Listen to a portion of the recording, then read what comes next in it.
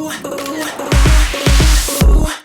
you're looking so fine. Sending them shivers right up and down my spine. When I check that Snapchat, girl, I took a step back. Booty so big, well, you know I'm about to cap that. Hey baby, Yeah. are you available for some hot chat?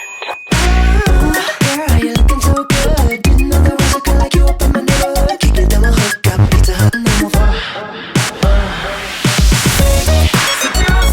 Your body is so juicy. You and me, we're gonna be abusing this technology.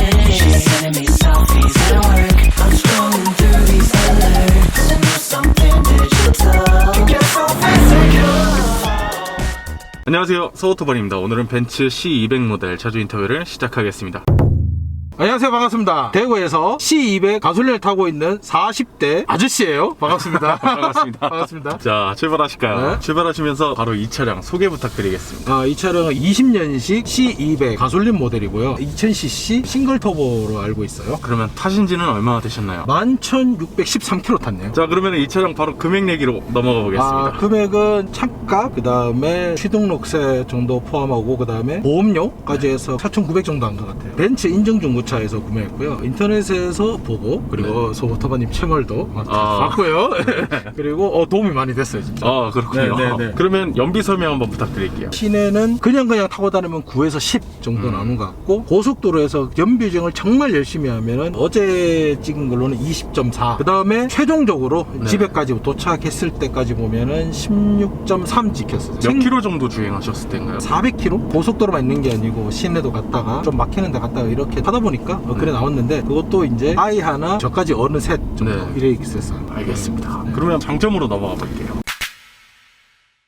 장점은 제일 마음에 든다고 했던 게 뭐냐면 헤드라이트예요. 멀티빔 LED. 제가 밤에 운전할 때 앞에 안 보이는 거를 정말 안 좋아하거든요. 근데 이거는 밖이 정말 낮일 정도로 정말 환하게 잘 보여요. 낮을 정도로? 네, 그래 잘 보이고, 하이빔 어시스트라고 하죠. 상대방이 오면은 이렇게 내려가곤 하는 게 있는데, 그게 예전에 제가 탔던 골프나 스포티지도 있어요. 근데 그 차종들은 앞에 저는 가로등이나 이런 거 구분을 잘 못해서 시도 때도 없이 이제 상해등이 꺼지거든요. 그게 좀 불편하더라고요. 지금 이 차종 같은 경우에는 그게 굉장히 영민하게 움직인다 그래야 되나? 코너링도 이렇게 왔다 갔다 거리고, 그 두 번째가 생각보다 연비가 좋다요. 기대감이 많이 낮아서 그런지 모르겠는데 생각보다 연비가 좋더라고요. 저는 그래도 시내 한 8, 7 이러나 아니면 고속도로도 잘 나봤자 한 12, 3 정도로 생각했는데 생각보다 잘 나온 것도 있고요. 세 번째가 실내가 생각보다 넓다요. 많이 작을 줄 알았어요, 겉에서 봤을 때. 막상 열고 타보고, 제가 몸이 이제 많이 곰 같은 몸이다 보니까 그럼에도 가족이 타도 그렇게까지 좁지 않다는 거. 뒷자리에 사람이 탔을 때도 안 좁다고 하던가요? 제 뒷자리에는 좀 이렇게 어른들이 타시거나 남자분들이 타시면 조금 좁을 수 있다는 느낌이 드는데, 뒤에 아이가 타거나 하면은 괜찮은 것 같아요. 아이가 몇 살일까요? 아이가 8살이요. 8살. 네. 충분히 탄다. 그러면 또 이어서 장점 어떤 거 있을까요? 승차감 자체가 제가 이때까지 뭐 골프나 좀 이렇게 딱딱한 걸 타서 그런지 몰라도 저속에서 달릴 때는 확실히 이게 편해요. 튀거나 이런 차가 많은데 이거는 편한 것 같고, 그리고 이렇게 방지턱 넘을 때도 저는 늘 이게 타니까 잘 모르는데 뒤에 타시는 우리 와이프님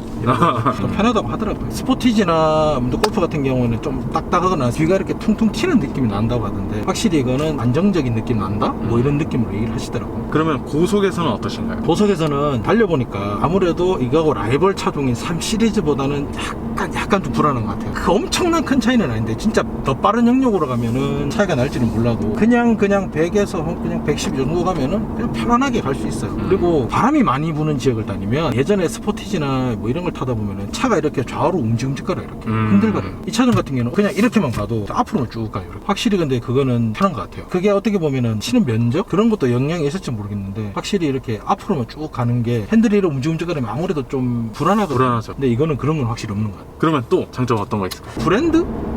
브랜드라는 게 있는데, 벤츠라는 게 좋기는 하지만 커다란 장점까지는 저는 안 와닿아요. 그러니까 좋기는 한데 엄청나게 크게 와닿는다까지는 아니에요. 확실히 근데 좋기는 하다라는 거. 네. 벤츠라는 것도 어느 정도는 장점으로 볼 수 있다. 그러면 이번에는 단점으로 넘어가 보겠습니다.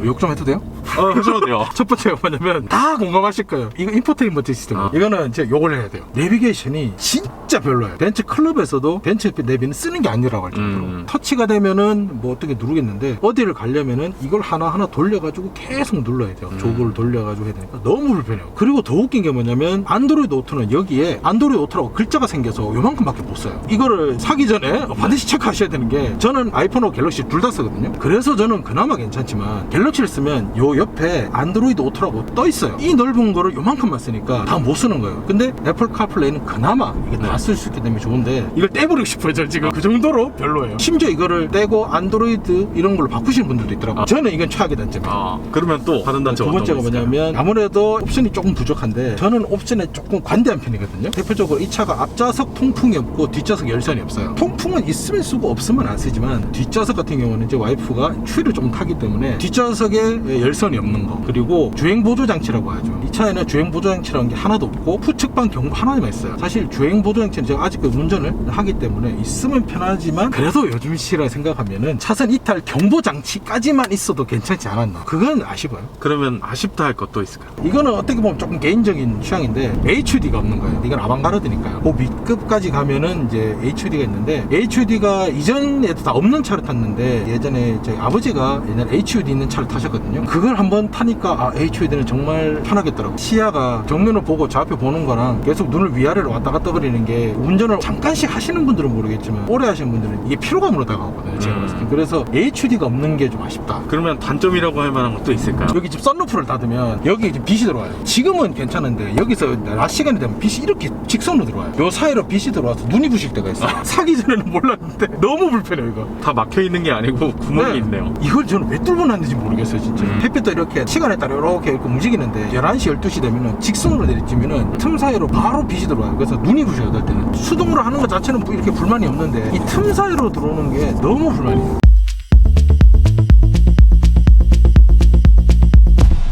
그러면 3 시리즈랑 비교를 했을 때 왜 이거다라고 생각하셨나요? 결혼하신 분들은 공감하실 겁니다. 저만 운전을 하고 타고 다니는 게 아니기 때문에 아무래도 뒷좌석도 좀 편해야 되고 특히 아이가 타고 다니니까 속도도 상대적으로 조금 덜 낼 수밖에 없잖아요. 편한 차를 타야 되겠다를 생각을 했었어요. 3 시리즈 330i나 뭐 3 시리즈도 다 시승을 해봤는데 BMW가 나쁘다는 게 아니라 진동과 딱딱하다는 느낌이 확실히 좀 들긴 하더라고요. 근데 이 차는 운전을 해보니까 확실히 부드럽다는 느낌? 결혼을 안 했거나 아이가 없으면은 3 시리즈 샀을지도 몰라요. 근데 가족도 좀 타고 다니고 좀 편하게 타고 다니고 해야 되기 때문에 그래서 이걸 선택했어요. 그러면 또 다음 질문 드려보겠습니다. 이 차량을 추천한 이유와 아닌 이유 어떤 거죠? 추천하는 이유는 아무래도 이게 브랜드라는 게 자동차를 삶에 있어서 브랜드는 진짜 중요하다고 생각하거든요. 아닌 분들도 있다고 생각하시지만 일단 벤츠라는 브랜드가 저게 영향이 있었고, 두 번째는 컴팩트 사이즈의 수입차 중에서는 상대적으로 편한 승차감, 저는 이제 추천한 이유고, 비추천하는 이유는 예를 들어서 사람이 많이 탄다, 뒤에 아이가 카시트를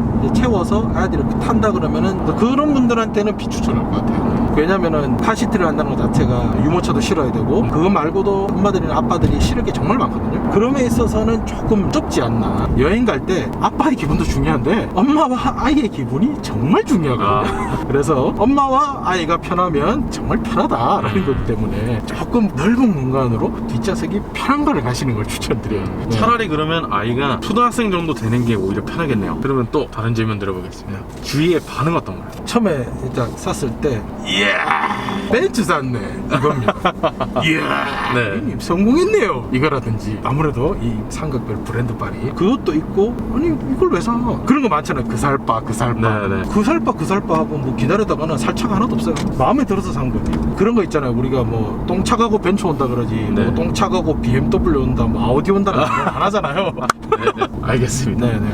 혹시 타시다가 후회하신 적 있나요? 지금은 없습니다. 제가 알고 샀기 때문에. 이거를 벤츠인데 엔트리를 탄다는 거하고 엔트리인데 벤츠를 탄다는 인식하고 좀 차이가 있는 것 같아요. 그래서 저 같은 경우는 애초에 이 차가 엔트리라는 걸 알고 샀거든요. 뒤쪽에 오는 말이 본질이기 때문에 엔트리인데 벤츠를 타? 이런 식으로 생각하면 이게 기대감이 높기 때문에 네. 실망을 할 수 있을 것 같아요. 하지만 벤츠이지만 이게 엔트리라고 생각을 하면은 이게 만족감이 높아요. 알고 사면은 실망을 할 가능성이 낮아진다. 자, 그러면 이 차량 마지막 총평 부탁드리겠습니다. 벤츠 마크빨만 보고는 사지 마세요. 벤츠 마크빨만 보고 샀다가 후회하시는 분도 많고요. 그리고 막 쏘시는 분들보다는 편안한 승차감, 편안한 운전을 원하시는 분들은 이거 사시는 게 좋은 것 같아요. 마지막으로 특별하게 하실 말씀 있으실까요? 소오토바님 네. 영상 아주 잘 보고 있습니다. 감사합니다. 다른 여러 채널도 많지만 이렇게 인터뷰 하시는 것도 보면 정말 차주분들한테 얘기를 잘 끌어내신다던가 영상미라고 하죠. 그런 것도 좋고, 그리고 특히 이렇게 인터뷰를 하는 기회가 없잖아요. 물론 딜러분들이 하시는 말이 잘못됐다는 게 아니라 실제 오너분들한테 들어보는 그게 생각지도 못한 게 있을 수도 있구나 생각을 해서, 그래서 저도 신청을 했고요. 네. 딜러분들이 물론